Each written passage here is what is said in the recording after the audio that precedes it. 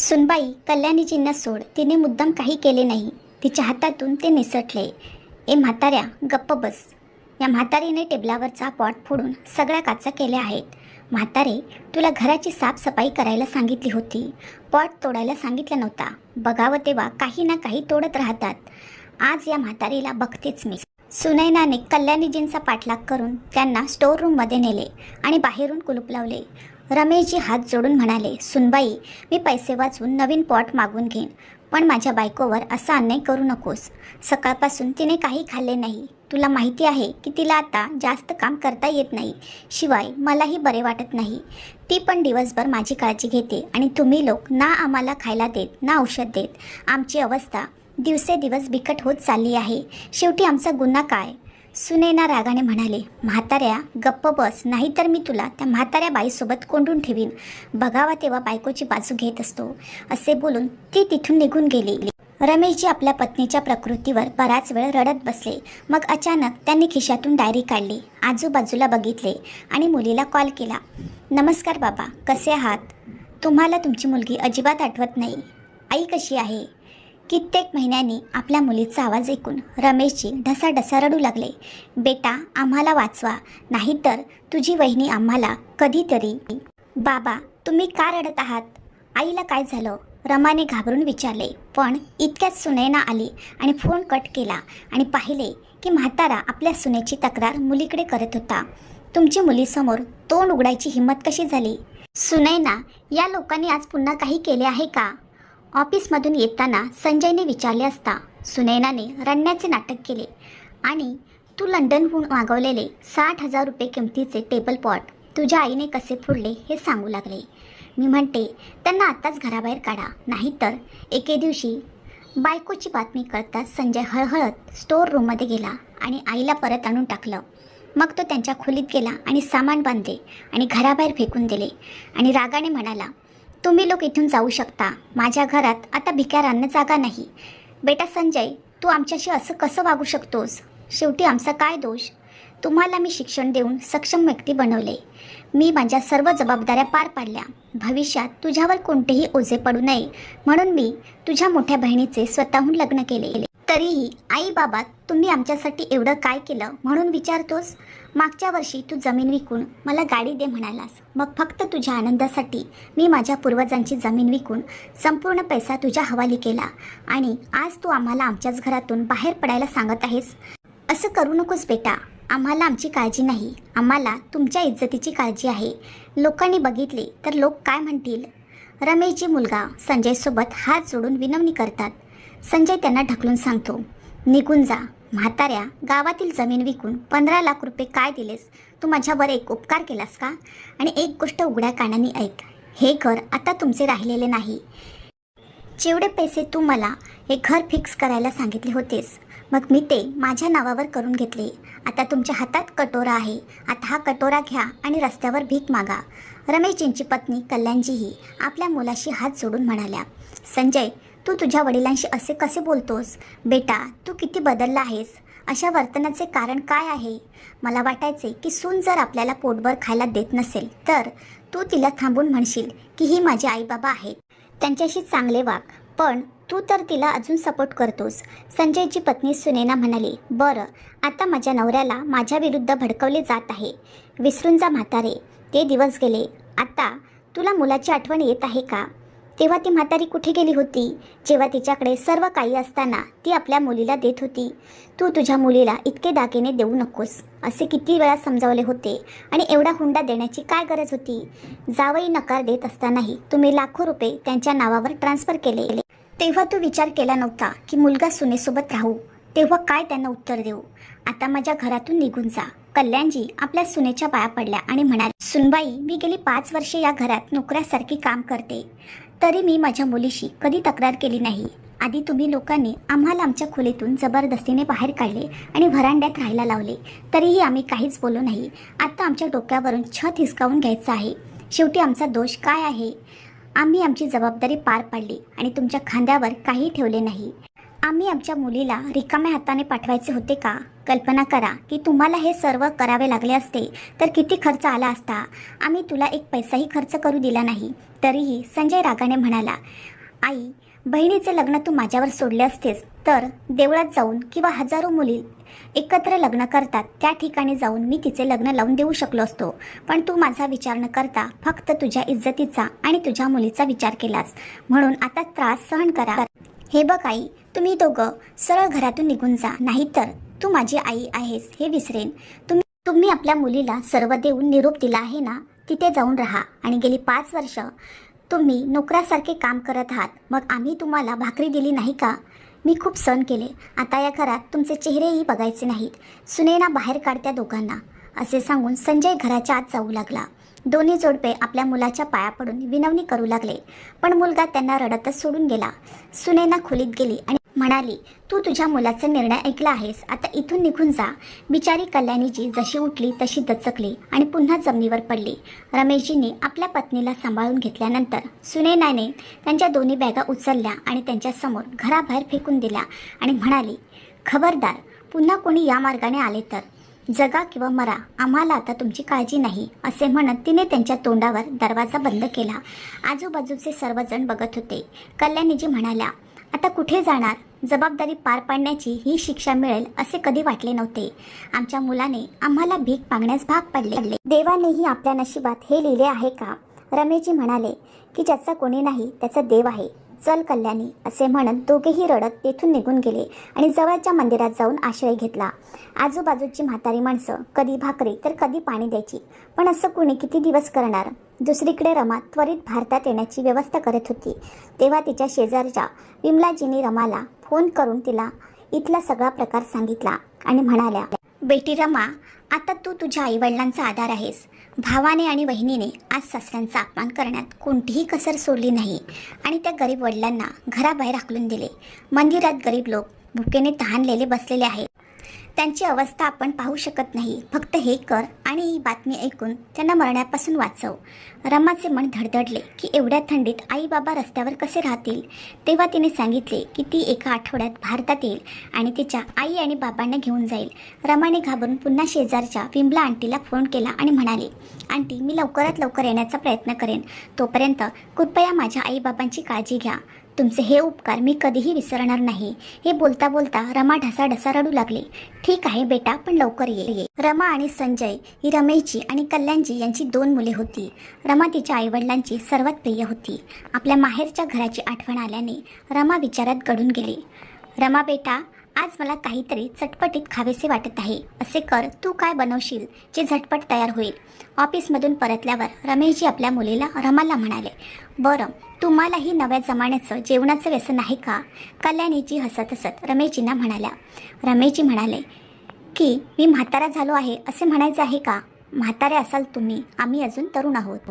जेव्हा रमेशजींनी त्यांच्या पत्नी कल्याणीजींना हे चिडवून सांगितले तेव्हा तिघेही मोठ्याने हसले. रमा बेटा, बघ, आज मी तुझ्या आईकडून मॅगी स्पर्धा जिंकणार आहे. रमेशजी बायकोला चिडवत म्हणाले, आई बाबा, तुम्ही दोघे बसा, मी फक्त 2 मिनिटात तयार करते. आज बघूया तुमच्यापैकी कोण जिंकतो. रमा खूप छान मॅगी बनवायची. हिरवी लाल शिमला मिरची बारीक करून एवढे सजवलेले असते की ते खाल्ल्यासारखे वाटते. रमा लहानपणापासून स्वयंपाकात पारंगत होती. पप्पा, तुम्ही नेहमीच आईकडून हारता. आजही तुम्ही आईविरुद्ध जिंकू शकला नाहीत, हे पाहिलं का? जेव्हा रमाने विचारले तेव्हा रमेशजी म्हणाले, अरे बेटा, आम्ही तुझ्या आईसाठी सर्वस्व गमावले आहे. मग ही छोटीशी स्पर्धा काय आहे? आणि तिघेही जोरजोरात हसायचे. रमाने महाविद्यालयीन शिक्षण पूर्ण केल्यानंतर लवकरच तिने स्पर्धेची तयारी सुरू केली आणि तिच्या मेहनतीला फळ मिळाले आणि ती बँकेत अधिकारी झाली. रमाचं अरेंज मॅरेज होतं. मनोज आणि त्याचे आईवडील रमाला भेटायला आले तेव्हा मनोजच्या घरच्यांनी रमाला एका नजरेत पसंत केले. काही दिवसातच दोघांनीही मोठ्या थाटामाटात लग्न केले. जड अंतकरणाने तिने आईवडिलांकडून रजा घेतली. येथे रमाचे सासरच्या घरी जोरदार स्वागत झाले. लग्नानंतर काही दिवसातच मनोजला नोकरीवर परतावे लागले. मनोजला लवकरच व्हिसा मिळाला आणि तो परदेशात परतला. पण रमाचा व्हिसा पूर्ण होत नव्हता. एकीकडे पतीकडे जाण्याचा आनंद आणि दुसरीकडे आई वडिलांना सोडून परदेशात जाण्याचे दुःख इथेच राहिली असती तर ती कधीही आई वडिलांना भेटायला येऊ शकली असती, पण परदेशात जाऊन हे शक्य होणार नाही. तिचं मन पुन्हा पुन्हा काळजीत बुडून जात होतं. जाण्यापूर्वी रमा तिच्या आईवडिलांना भेटायला तिच्या आईवडिलांच्या घरी गेली आणि दोघांनाही मिठी मारली आणि खूप रडली. रमेशजींनी त्या मुलीला धीर दिला. तुम्ही आरामात जा, आम्ही अजून इतके म्हातारे झालो नाही की आम्ही स्वतःची काळजी घेऊ शकत नाही, आणि तुझा भाऊ आणि वहिनी देखील आमची काळजी घेण्यासाठी आहेत, तेव्हा काळजी करू नका आणि स्वतःची काळजी घ्या. आज रमाने इकडच्या नोकरीचा राजीनामा देऊन परदेशात जाऊन नवीन नोकरी शोधण्याचा संकल्प केला आणि मग जड अंतकरणाने परदेशात परतली. रमाच्या लग्नाला फक्त 5 वर्षे झाली होती. तिचा नवरा मनोज हा सौम्य स्वभावाचा होता. रमाच्या घरात सासू सासरे, एक लहान नणंद, शिवाय एक छोटा बालगोपालही होता. ती आणि त्यांचे कुटुंब आता कायमचे परदेशात स्थायिक झाले होते. ती तिच्या नवीन कुटुंबात आनंदी होती. आज रमा तिच्या वैवाहिक दिवसाची आठवण करून देत होती आणि रमेशजींनी मनोजच्या नावावर न मागता 30 लाख रुपये कसे जमा केले, जेणेकरून त्यांची मुलगी नेहमी तिच्या सासरच्या घरी आनंदी राहू शकेल. पण आज जेव्हा तिला तिच्या आईवडिलांबद्दल इतरांकडून अशी बातमी मिळाली, तेव्हा रमाची अवस्था वाईट झाली होती. ती रडत होती. आई वडिलांकडे पैसे नाहीत असा विचार करून भावाने त्यांना घराबाहेर हाकलून दिले. पैसे संपले की मुले आई वडिलांना विसरतात का? आज परिस्थिती अशी होती की तिचे आई वडील एका मंदिरात राहत होते. कुठेतरी तिला याचं कारण समजलं. आई वडिलांची आजची अवस्था पाहून तिला खूप वाईट वाटले. शेवटी ती एक मुलगी होती. ती तिच्या आई वडिलांसाठी दुःखी कशी होऊ शकत नाही. ती खूप प्रेमाने वाढली होती. तिच्या वडिलांनी तिला पूर्णपणे आपली बाहुली बनवले होते. रमाला हे तिच्या आईवडिलांचे पतीला सांगायचे होते, पण मनोज फार कमी बोलत आणि बहुतेक वेळा गप्प राहिल्यामुळे ती हिंमत करू शकली नाही. कशी तरी रात्र झाली आणि रमाचा नवरा कुटुंबासह जेवणाच्या टेबलवर बसला होता. रमाचे डोळे अजूनही ओले होते. घाबरून ती तिच्या नवऱ्याला हळूच म्हणाली, मनोजजी, भाऊ आणि वहिनीने आईबाबांना घराबाहेर काढले. ते जवळच्या मंदिरात पडलेले आहेत. तुम्ही म्हणालात तर मी त्यांना घरी घेऊन येते. मनोजने उत्तर दिले नाही आणि जेवण करून आपल्या खोलीत गेला. सर्वजण अन्न खात होते, पण रमाला एक तुकडाही गिळता येत नव्हता. तिला फक्त आईवडिलांची काळजी वाटत होती आणि पुढे काय होणार. रडलेल्या डोळ्यांनी ती सर्वांना जेवण देत होती. रमाच्या सासूबाईंनी धीर दिला आणि म्हणाल्या, बेटा काळजी करू नकोस, देवाच्या घरी न्याय आहे. काही वेळाने जेवण करून सर्वजण आपापल्या खोलीत गेले. पण संवाद फक्त त्याच्याबद्दलच होते. दुसऱ्या दिवशी रमा आपल्या नवऱ्याकडे आशेने पाहत होती, पण त्याच्या चेहऱ्यावर भाव नव्हता. काही वेळाने मनोज म्हणाला, मी आज ऑफिसमधून उशिरा येईन, मला खूप काम आहे, असे बोलून तो कार्यालयात गेला. पतीचे हे बोलणे ऐकून रमाचे डोळे भरून आले. ती दिवसभर विचार करत राहिली की मनोज इतका दगड हृदयाचा कसा असू शकतो. अचानक रमाला नोटांचे बंडल देताना मनोज म्हणाला, तुझ्या आई वडिलांसाठी इथे घर घे आणि त्यांना सांग की त्यांनी कशाचीही चिंता करू नये. मी त्यांचा मुलगा आहे. एक मुलगा तुम्हाला सोडून गेला तर दुसरा मुलगा आजही त्यांच्या पाठीशी उभा आहे. मनोजचे आई वडील आपल्या मुलाकडे आश्चर्याने पाहू लागले. मग मनोजची आई म्हणाले, पण बेटा तू तुझे पैसे का खर्च करतोस? रमा म्हणाली, एवढे पैसे कुठून आणले? मनोज म्हणाला, हे फक्त तुझ्या वडिलांनी दिलेले पैसे आहेत, माझे नाही. म्हणूनच मी आजपर्यंत याला हात लावला नाही. त्यांचा विश्वास समजून मी ते जपून ठेवले होते. तरीही त्यांनी हे पैसे जबरदस्तीने माझ्या खात्यात जमा केले होते. कदाचित त्यांना माहीत असेल की एक दिवस अशी वेळ येईल जेव्हा त्यांना त्यांची गरज भासेल. मनोजची आई म्हणाली, पण बेटा त्यांनी हे तुला हुंड्यात दिले होते, मग ते परत करण्याची काय गरज आहे? आईचे म्हणणे ऐकून मनोज म्हणाला, आई तुझा मुलगा पैशासाठी विकला होता का? मनोजची आई गप्प झाली. मनोजचे वडील अभिमानाने आपल्या मुलाकडे बघत होते. मनोज म्हणाला, बाबा मी बरोबर केले ना? मनोजच्या आईने तिच्या बोलण्यातून खेद व्यक्त केला आणि त्याचे वडील म्हणाले, हो बेटा तू योग्य केलं. तुझे खूप उदात्त विचार आहेत. आम्ही तुला लहानपणापासून ओळखतो. तुला माहीत आहे की जावई बायकोच्या आई वडिलांना घरी घेऊन आला आणि ते आपल्या मुलीच्या घरी राहतात हे तिच्या पालकांना सहन होणार नाही. ते शर्मेने जगू शकत नाही. मनोजचे वडील म्हणाले, देवा आई वडिलांनी असा दिवस कधीच पाहू नये. तू खूप योग्य निर्णय घेतला आहेस त्यांना स्वतंत्र घर मिळावे म्हणून. आणि जोपर्यंत त्या हुंड्याच्या पैशाचा प्रश्न आहे, आम्हाला कधीही कशाची गरज भासली नाही, कारण तुम्ही आम्हाला कधीही कमी पडू दिलं नाही. असेच सदैव आनंदी राहा बेटा, असे म्हणत दोघेही आपापल्या खोलीत गेले. रमा अजूनही नवऱ्याकडे आश्चर्याने पाहत होती. मनोजने रमाचा हात धरला आणि म्हणाला की तुला अजून पैशाची गरज आहे तर तू मला सांग आणि तुझ्या आईवडिलांना या पैशाबद्दल अजिबात सांगू नको. तुझ्याकडे घर घेण्यासाठी पैसे कुठून आलेत असे त्यांनी विचारले तर तू पण काहीतरी बहाणा कर, नाहीतर ते स्वतःला दोष देत राहतील. नवऱ्याचे बोलणे ऐकून तिच्या डोळ्यात अश्रू तरळले आणि तिने त्याला घट्ट मिठी मारली. मनोजने तिला दिलासा दिला की सर्व काही ठीक होईल, काळजी करू नको. आपण उद्याच आईबाबांकडे जाऊ. आता निघ, मी कोणतेही मोठे काम केले नाही. हे बघ, माझे सगळे कपडे घाण केलेस असे म्हणत त्याने रमाच्या गालावर हलकेच थोपटले आणि रमाच्या चेहऱ्यावरही एक हसू पसरले. अशीच आनंदी राहा. जोपर्यंत मी आहे तोपर्यंत तुला काळजी करण्याची गरज नाही. ठीक आहे मॅडम. तुमच्या या गरीब नवऱ्याला तुमच्या हातून गरमागरम कॉफी मिळेल का? सकाळपासून धावपळ केल्यामुळे डोकेदुखी होत आहे. एवढं बोलून ती ताबडतोब नवऱ्याच्या सांगण्याप्रमाणे कॉफी बनवायला स्वयंपाकघरात गेली. कॉफी बनवत असताना रमा स्वतःला शिव्या देऊ लागली की दिवसभर मनोजबद्दल तिच्या मनात अनेक विचार आले की माझ्या नवऱ्याने हुंड्याचे पैसे घेतले आहेत, तो मदत करणार नाही का? करावे लागेल, नाहीतर मी सुद्धा त्यांच्या आईवडिलांची सेवा करणार नाही. तिचा नवरा कमी बोलतो पण सर्व काही समजतो आणि तिच्यापेक्षा जास्त करतो हे सर्व रमाला समजले होते. कॉफी पीत असताना रमाने मनोजची माफी मागितली आणि तिच्या मनात असलेल्या सर्व गोष्टी सांगितल्या. मनोज म्हणाला, काही हरकत नाही, तुझ्या जागी मी असतो तर कदाचित मीही असाच विचार केला असता. आता तू जी काही जबाबदारी घेण्याचे ठरवले आहेस ते पूर्ण कर आणि जेव्हा तुला माझी मदत लागेल तेव्हा मोकळ्या मनाने विचार.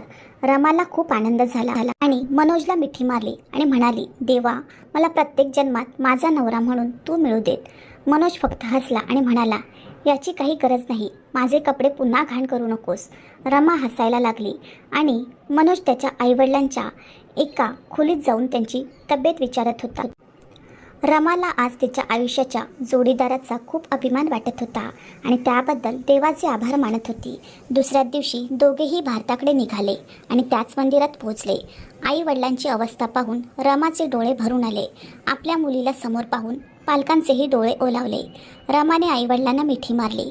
आई, हे सगळं कसं झालं? भाऊ इतका कठोर मनाचा कसा असू शकतो की तो तुमच्याशी असा वागला? कल्याणीजी रडत म्हणाल्या, बेटा, तुझ्या वडिलांच्या निवृत्तीनंतर तुझी वहिनी आम्हाला प्रत्येक गोष्टीसाठी शिव्या द्यायची. हळूहळू तुझ्या भावावरही तिच्या बोलण्याचा प्रभाव पडू लागला आणि तोही आम्हाला शिव्या देऊ लागला. तुझी वहिनी तुझ्या वडिलांना आणि मला दिवसभर घरची कामं करायला लावायची आणि ती स्वतः तिच्या मैत्रिणीसोबत पूर्ण दिवस घालवायची. ती किती पार्टीत गुंतलेली असायची. इतकं काम करूनही तिने आम्हा दोघांना नीट जेवायला दिलं नाही. थंडीत काम करून आणि कोरडे अन्न खाऊन तुमचे वडील आजारी पडले.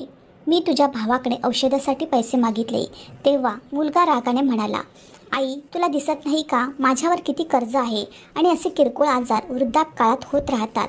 तू मला आणि तुला का त्रास देत आहेस? इथून निघून जा, माझ्याकडे काही पैसे नाहीत.